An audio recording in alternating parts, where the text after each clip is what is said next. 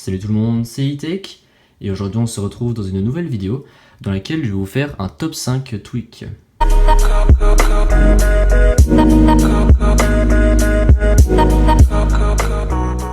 Donc on commence cette vidéo sans plus tarder avec le premier tweak qui se nomme iWidget.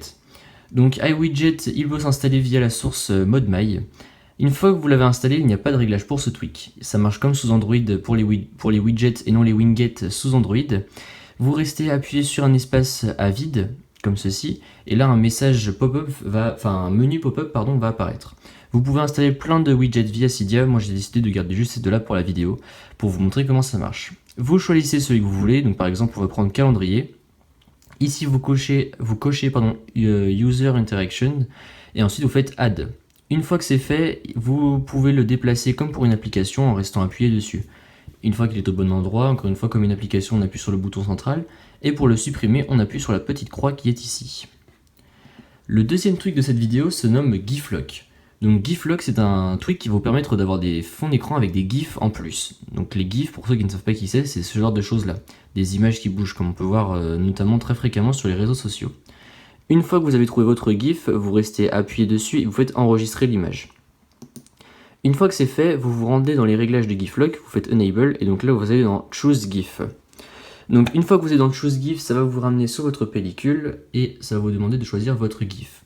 Voilà, moi pour ma part je viens de choisir le mien, donc vous appuyez sur la dernière image que vous venez d'enregistrer, et une fois que c'est bon, vous aurez votre GIF sur votre écran, sur votre écran de verrouillage.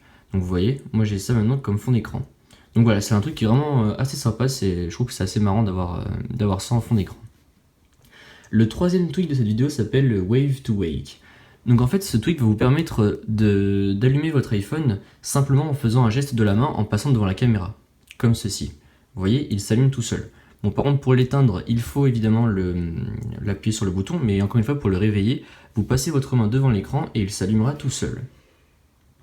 Le quatrième tweak de cette vidéo s'appelle le Flash Ring.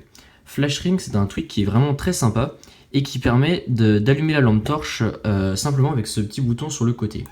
Vous voyez, hop, comme ceci. Voilà. Donc ça peut être vraiment très pratique lorsque vous êtes par exemple dans le noir et que vous savez pas, vous pouvez pas aller sur l'iPhone, ou même si c'est, vous pouvez pas accéder à la lampe torche. Et bien vous activez vous changez juste le bouton ici sur le côté, vous le passez comme si vous allez le passer en muet, et la lampe torche va s'allumer. Voilà. Donc c'est vraiment très pratique. Et voilà, c'est un truc que je vous recommande vivement. Le dernier truc de cette vidéo s'appelle le Nude Keys. Donc Nude Keys, c'est un truc qui va permettre de customiser votre clavier. Là vous voyez, moi mon clavier il est vert avec un dégradé qui tourne, qui va vers le gris sur la fin. Et donc là, dans ce tweak là, il y a pas mal de réglages à faire. Donc vous allez dans Nude Keys, vous faites Background Color Enable, sinon ça va pas marcher. Ensuite vous choisissez la couleur du haut ainsi que la couleur du bas.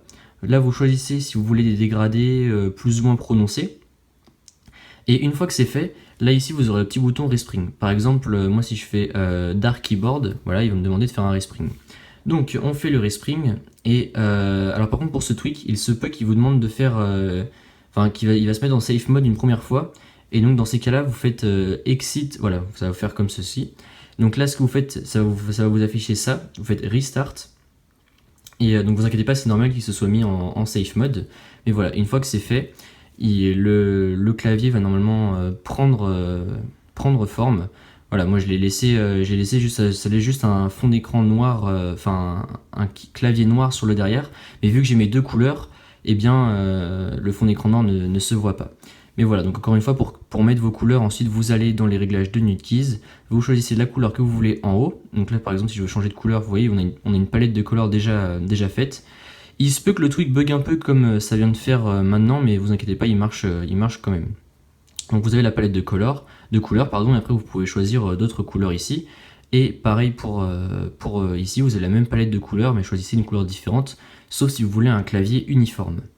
Donc voilà, c'est tout pour cette petite vidéo, j'espère que ça vous a plu. Si c'est le cas, comme d'habitude, n'hésitez pas à mettre un pouce bleu et à vous abonner. Allez, salut!